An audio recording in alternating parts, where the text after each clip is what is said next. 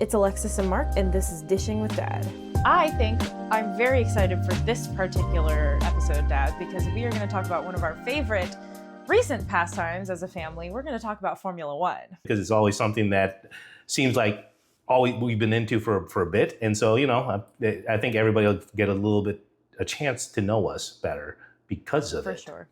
Yeah, we're practically just inviting you into our group chat that we have with our fantasy league. Like, let's just be honest. Yeah, pretty much. Yeah, I would definitely say that. But this is one of those, branch offs of one of those discussions where people are like, stop talking already. Oh my God, these people are nerds. For a spoiler. Yeah, right. Dad, who's your favorite team? My favorite team is the McLaren team. Okay, I do I've been a big fan of Lando Norris for a long time. Okay, but I'm a bigger fan, so to speak, of Carlos Sainz, and when he wasn't at McLaren, of course, and hopefully everybody understands the references there. But overall, though, I've appreciated Lando since he's come up with the team and his loyalty to the team, because there's not a lot of loyalty in sports, it seems like nowadays, in my opinion. And so, he's stuck with a team, and they've proven it for him, which has been great. In my heart, because I love an underdog and also being American, I do like Haas as well. Okay, I've liked Haas since Gunther Steiner was their man. Okay, they've made some interesting investment decisions over the years. Okay, hence the blue and red. But overall, though, that's the underdog team that you grow to love in the sport. Everybody else is just kind of there. So anyway, swing that question back to you, just so it's all on the record. Favorite team? You're putting me on record. My favorite team is Haas. I mean, I'm sorry. Like they're And I will say my favorite team. Okay, go ahead. No, and I will say she does rep Haas. Okay, guys. Just from the simple fact that we have been to F1 races. She's won her Haas gear, and she's literally the only one standing up in the crowd screaming for a Haas car driving by. Okay? Oh yeah, I'm not because people don't too. like Haas. It's because she's the only one with gear on, and she's the only one that's really passionate about it. So you know something? Awesome. And Gunther Steiner, you started it.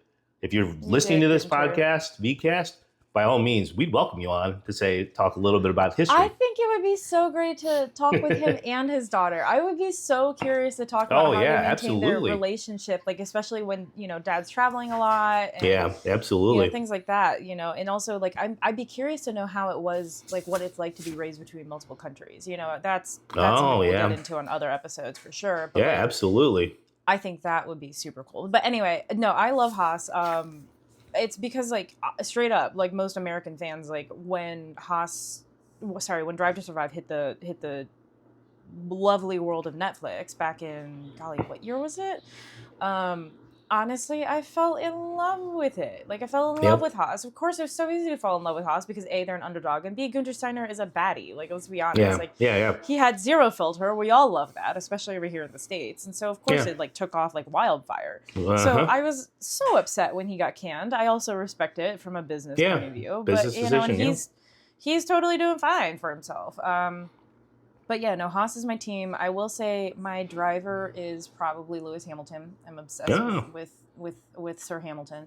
I also love Carlos Sainz. Loved Danny Rick when he was on the grid, of course. Yeah. And then who else do I really? Oh, Alex Albon. I love Alex Albon. I think he is so Another loyalist, in my opinion. I know he started with Red Bull, and effectively got traded. We'll call it, for lack of a better term.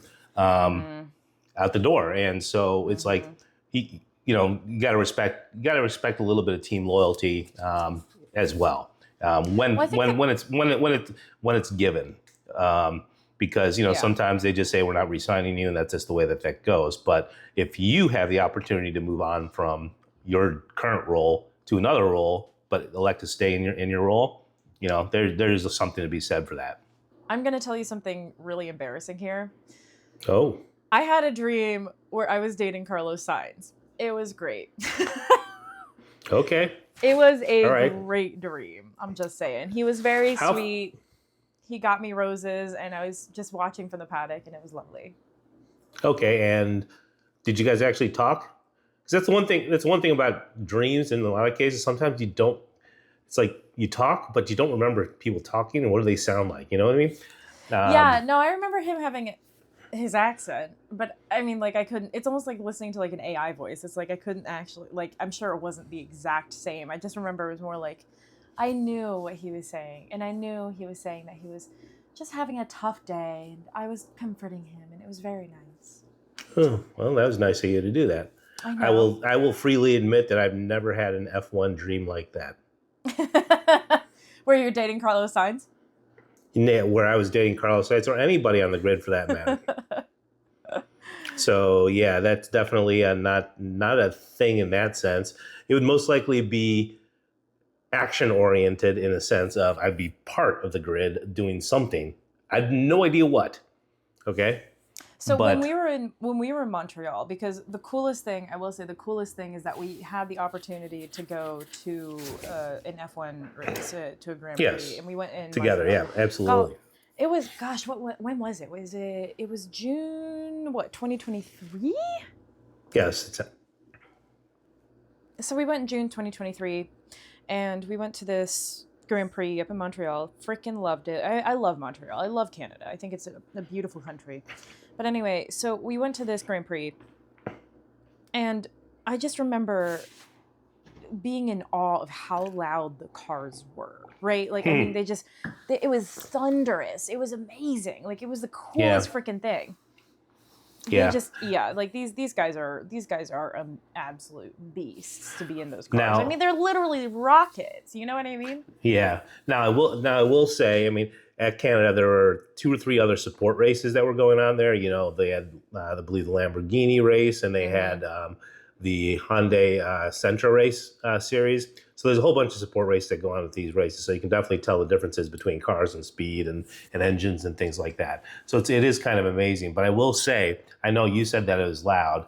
I did have the luxury of being in the paddock club for Aston Martin from an invite from my brother-in-law here in Austin, and to go to the COTA Friday session for the Austin Grand Prix this just a couple weeks ago. And I will say I've done some video. There was this Porsche Carrera Cup support race that was going on there. And I can tell you it was hella louder with those Cup cars than it was with the Formula One cars. I can't even imagine that. Like, I feel like it would just break the glass at that point. It's like, it's so loud. It's like, you may as well. It was amazing because my brother-in-law was like, he couldn't even stay out there to listen to those cars. Oh my God. So yeah, it was a big difference. You know, so you can tell that the technology in the Formula One cars come a long way where they can deliver the level of power that they get. And then at the same time, though, not as loud. So it is kind of incredible. So, you know, I will, just to say for all the haters that might end up jumping on there and just say, oh, well, bring back the V8s, bring back the V12s. You don't know what an engine sounds like. Just because I've been in a Formula One just recently doesn't mean I haven't been into racing and don't understand what engines sound like. So just to caveat all that, and, you know, haters will always hate and they'll still probably put that comment on there. But life is life, and that's just the way that goes. But in the end, though, if nothing else, I enjoy that. I enjoy visiting the racetracks. I enjoy the people around it, because in the end, people just love it. There's no love-hate relation. Good friendly banter back and forth in the stands, and just the people are just lovely to be there. They're just there to enjoy a good weekend. I will say, ever since 2023, when we were at the race up there in Montreal, I definitely have noticed that Haas has started to put out more gear, because I remember. Well, yeah, I mean, seriously, like, it's just, they have more gear at the races now, from what I've seen, like online and stuff like that. Because I haven't been to a Grand Prix since. That's something I hope to rectify very soon. But I got that hat at the Grand Prix because it was the only freaking Haas hat they had. I was just like, it's mine. I want the hat. Give it to me. I don't care that it's ugly and basic and it fits my head really shittily. Like, it's just, I wanted that hat because it was like, it was Haas, right? But like, whereas all the other teams, even teams that happened to be worse than Haas, which I don't know how that's possible at that season. Not that season, yeah, I know.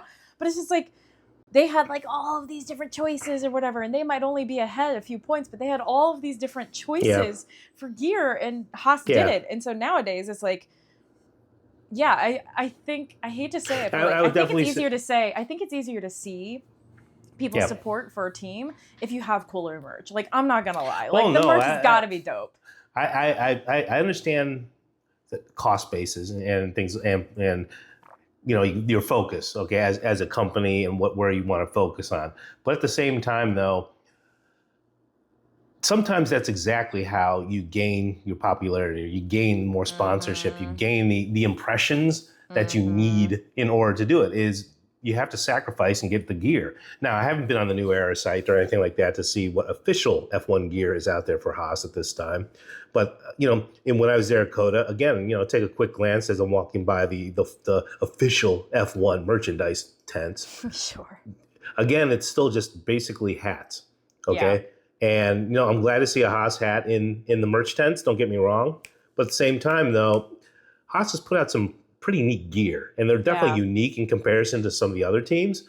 I wish they would push that end a little bit more, and just put it out there. At least one of them. It doesn't matter. I mean, like, you could have the driest son of a gun in your car, but like, you still have killer merch. Like, I'm not gonna lie. Yeah. Like, I would say that the most charismatic driver on the grid currently, in my humble opinion, is still Lewis Hamilton. I think he is just one of the most charismatic people, but he's not out but all these other teams don't have a Lewis Hamilton, right? Like, maybe Alex Albon too. Like, you don't have these very, like, very, how do you say, like, merch forward kind of people. Like, they kind of get the whole circus, right? Where it's like, they're like, oh, I'm a representative for this brand all the time, right? Like, I feel like some of the guys just kind of get into the car and they drive, and that's perfectly fine. That's their job, whatever, right?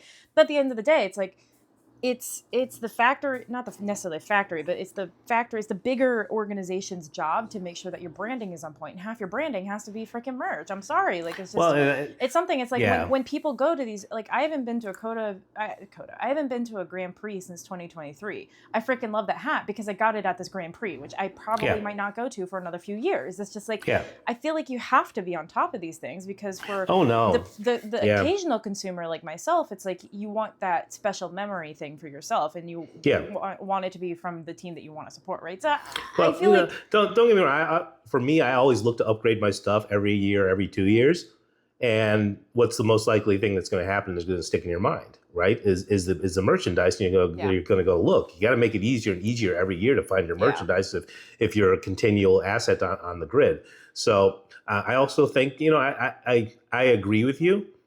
Lewis Hamilton is definitely an on-point branding person, between himself, his own branding, and I think that helps him also brand, the Ferrari image as well.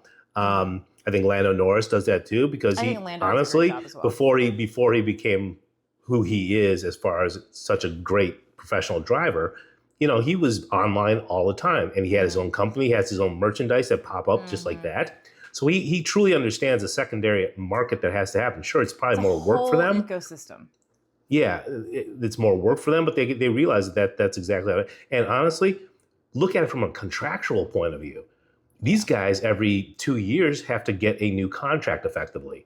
Okay, so if you can sell merchandise, how much does that factor into a team continuing to keep you? Okay, Well, I mean, part of it, right? It's like, if people know who you are, then then you're going to be like, oh, well, somebody wants to sponsor this team because Fernando Alonso's on it, because Lewis Hamilton's on it, because there's that name recognition and there's that continuous brand that's always in your face, right? Like, I feel like, I wonder if Danny Ricciardo would still be driving if he had really leaned into his charisma and, like, I hate to say it, but like, branded and merched himself. Like, I kind of wonder that because, like, I don't think he was a bad driver. I think he had some yips for sure. Yep. But I think he was working through it, and I wonder if, because if he was on the grid right now, I'd be like, he's the most charismatic guy on the grid. I'm sorry. Like, absolutely. No, absolutely. I mean, freaking Red Bull brought him back as a brand ambassador, effectively. Yes, exactly. That's what I'm saying. So I'm like, at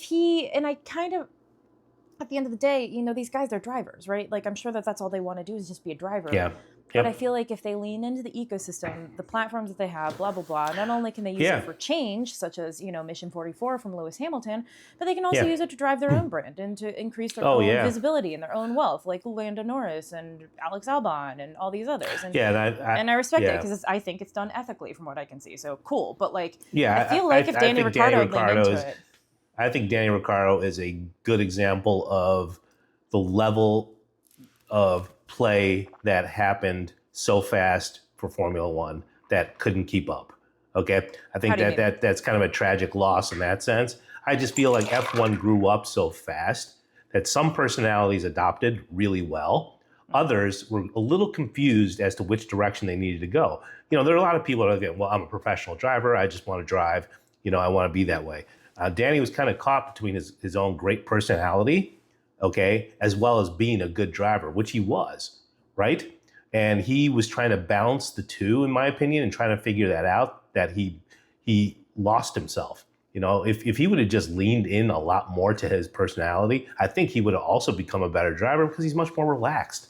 I think he really did want to let it go, you know, in some senses. It's like Lando Norris before, you know, he started settling down, we'll call it. He was out and about. You know, he was always out, I don't want to say partying, but he's always hanging out in clubs and things like that, just going to do things. Okay, let's just call it that, do things, right? When he and Carlos were together, you know, they were always doing things together and publishing it, you know, just being out there in the world. Yeah. So I miss that bromance. Yeah, everybody loved that bromance. That was probably the best bromance ever on the grid, in my opinion. You know, the Carl Lando bromance. I think, of recent years, let's again remember and remind everybody, when we say that, it's because we don't have, frankly, the history that some of you guys do.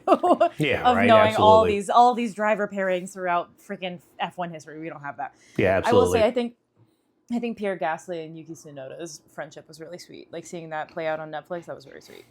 Yeah, that actually was a very good relationship, which a lot of people didn't kind of realize that's there too. I just feel like, yeah, there's some people out there that just like that. That's exactly, they could do a lot better and lean into that balance of cross-selling with their professional driving. It's the ecosystem. Right? And I mean, I think everything, especially in today's, and if you look at it from a very, very, very macro scale, right? Like you look at everything. I mean, it's on YouTube.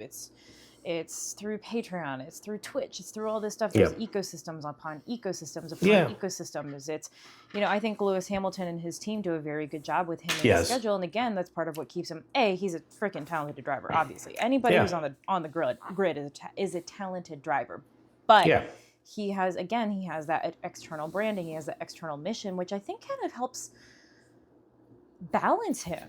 You know, I think it's like he not only has his career in Formula One, but he also has Mission 44, and he's also doing all these other things outside of it. And he has such a good, I think, balance of a social calendar as well, right? He did, I think one of my favorite things ever to watch most recently with him was freaking Hot Ones. He did a Hot Ones episode. Oh, did he? Oh my God, it was awesome. Gosh. And you know, I have another surprising, recent, very, very recent, almost cautiously level recent favorite of mine on the grid. I'm gonna let you guess who that might be. Cautiously recent? Would you call it? You said favorite on the grid? Like I'm now starting to root for this person. Like I'm starting to kind of be like, I see you. Okay, I like you. I can't know. I'm going through the teams in my head and trying to figure out. Obviously, it's enough of a personality that he's out there on your social medias that you check out, or read your articles on. No. I just recently, like again, it's very recent. It's Lance Stroll. Wow. I know, because you and I have had private conversations about this, and I mean everybody, especially like my feelings were the same as the general populace, like for the longest time about him, which was like, oh, he's a daddy's boy, he's, you know, on the grid because his dad lets him be, blah blah blah blah blah, which in some cases isn't wrong, but also at the same time, dude, he's an F1 driver. He had to go through all the same hoops, he had to go through get the same licenses, he had to get put in the same time on the track and stuff like that. He can handle a literal rocket on ground, you know what I mean? And not crash it all the time. He's not crashing all the time. He's never really crashed all the time. I mean, we can think of like Mazepin and whoever the heck else, like freaking Grosjean. They were crashing out all the time. Well, let's talk about, as I say, over the last 2 years. So that's why I'm saying, like, I'm starting to respect it. Over the last 2 years, he's definitely grown consistent. Mm-hmm. I don't know if that's a level of maturity that he's going through and figuring it all out. But, you know, Lance definitely, if nothing else, he's commanding respect a lot more, in the sense that he's surviving, he's literally a Drive to Survive guy in that sense, because the guy's easily could have been axed multiple times, should have been axed multiple times if he was on any other team that wasn't owned by his parents. But you do realize the level of irony that you're talking about with what you're wearing too. Oh yeah. Okay. I just want to make sure. And then for those of you that don't know that history, Nikita Mazepin, effectively his parents sponsored Haas way back when. Okay. And so therefore, I don't want to say he didn't own the team, they owned the team, but basically Nikita was 17th or so in, never higher than that in F2. And you guys can certainly fact check me because I'm not fact checking myself. In F2, but somehow then got promoted because he had the super license points into F1 after his parents became a huge sponsor for Haas. Don't get me wrong, I'm sure there's a very serious level of, hey, we need to survive, and Haas took it and said, okay, let's go ahead and take the money as well as the driver, even though we know that it's probably going to bottom feed. After Ukraine was invaded, I was very proud that Haas dropped them as a sponsor. It took a lot of guts. Because that lot of guts. That meant Gene Haas had to sit back and say, I don't have a title sponsor right now. That means I have to put my own money back into this game. And I got to be able to survive for a little bit. So, no, that definitely took a lot of guts. And, and Gunther definitely had a lot of work ahead of him to try to figure that out as well. Frankly, Formula One's branding is just so smart. They have a TV show. They have a very, they have a headquarters that's everything is so communicated. It's in your face. There's a shorthand for it. You know what the F1 logo looks like. It's just they do such a great job with branding. I think that's half of it. And so how long ago? When did we start really watching F1 together as a family? I don't know. Why do I keep wanting to say it's during the pandemic?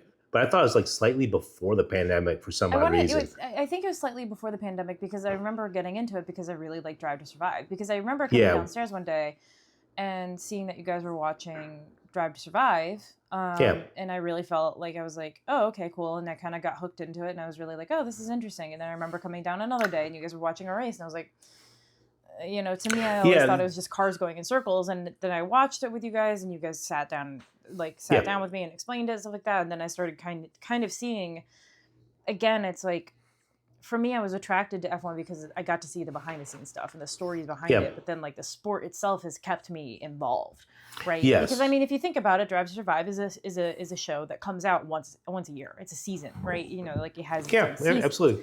Whereas Formula One is practically their calendar is so long nowadays. It's practically going on all year, So Drive to Survive hooked me, but then the actual sport kept me, which I think is really important to know. And I think it was before the pandemic. I mean, Drive to Survive now has been a great compliment show. Mostly. Okay? Some of there are a couple seasons there are episodes that you're like, okay, whatever, you're wondering about that. But I think going back, keeping the roots of focusing on the drivers and not necessarily everything that's going on the track, because we see it as a fan, what's going on the track, but off the track and the problems that are going on there. It adds a little humanity to the whole thing. But okay, so thinking about it from this point of view, you've been growing up since the Drive to Survive era, okay? As a woman liking Formula One, all right? There's a lot of men out there that's gonna say, hey man, just a woman liking Formula One because you like how the guys look. First of all, I've never heard that, so that's sweet. But no, I've never heard that. But of course. But I mean, of course, sexism. Let's talk about sexism. I get that. It's not even just sexism, but it's reducing my interest in the sport to the shallow things such as oh, I want to sleep with that guy because he's hot, or I'm just gonna watch this to see the guys. I'm sorry, guys. The sport for I'd say 95.9% of the time, they don't have their freaking helmets off. And they're not walking around shirtless. So this has nothing to do with that. Except they're for George in helmets Russell, in cars. okay. Yeah, shush. Okay, they're in helmets in cars going really fast around a circuit. What part of that makes me want to watch it for the shallowness of how the guys look? Okay, if I'm going to do that, I'm just going to keep watching Drive to Survive. Okay? Well, okay, but... Or their Instagrams, but it's not that. But how do you feel where everybody feels like, hey, there's just not a lot of women in the sport? Sure. Well, and there aren't. And I mean, I really hope that like with Do you look, sorry, Academy, do you look for that stuff when you're watching TV to see, of oh, course, absolutely, okay, 100%. I want to say in this case, my plight is a little bit. I want to say my plight, meaning being a woman who is interested in the sport, very different than being a woman of color interested in the sport. Um, but like I think it's a lot like what Lewis Hamilton's been doing. He's been trying to increase diversity in the workforce. That doesn't just necessarily mean people of color, but I think that also means gender spectrum too, yeah, right? Like I think I mean I've seen it. I've totally seen changes. Like in the short time I've been watching it, I feel like I am seeing more women as the camera's going down the paddock. I am seeing more women in front of the camera talking about things. Like I love the fact that they added Ruth. Crap, her last name is Buscom, I think is how you pronounce it. I love the fact that they added her. She was a great strategist. I love the fact that now we get to hear from her on Sky Sports. Like I think that's so cool. And I think that like we're starting to see it. Do I expect it to be 50-50? No, I certainly don't. Not anytime soon. Maybe eventually, but probably not anytime soon. But the fact that we're starting to see people being hired, and again, at the end of the day, true feminism and true equality is hiring people on a merit-based process. That's what it needs to be, which means there should be more people of color. There should be more women involved in the sport because there's no way in hell it's just through sheer numbers. Yeah, through sheer numbers of intelligence levels. Exactly. 50 people, non-color specific, gender specific, however you want to call it, thrown together. There should be an equal set of merit there. It's not all X, Y, and Z, but it's one of those things that as a father of a daughter, right? I naturally just think about, especially since we've been competitive together. Okay. Mm-hmm. I've coached you in numerous soccer seasons that rolled all the way up through high school. It's your competitive spirit. So I naturally just think and promote women's activities, Mm-hmm. and so therefore I'll be frank with you. I look around and say, okay, there aren't a lot of women floating around here. Okay. I do look at that from that point of view. And say, okay, is this and then my brain starts going, what's the reasoning behind why I'm not seeing this at this team, X, Y, and Z? It's easy for me to say, Alpine's just Alpine, they're French. It's easy, no, it's easy to go to those stereotypes is basically what I'm pointing out. Sure, no, absolutely.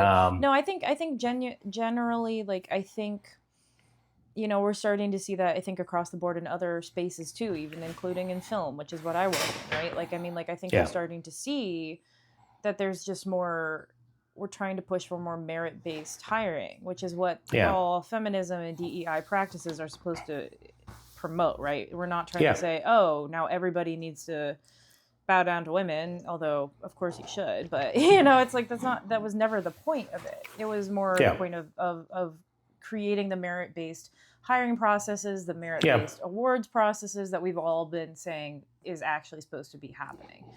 Anyway, I digress. So, I'm curious because you brought it up, saying that being a girl dad, right? It's like, did you ever feel like when you were in the paddock this time around, you saw more women and like said, oh, maybe this is something my daughter or my niece or the girl next door can do. You know what I mean? Like, I feel like you kind of associated it with that. So like now I'm wondering, you've been to a few races now, right? So tell me, are you seeing a change throughout the years? Yeah, what you don't really see, unless you really look hard on television, is the pit boxes.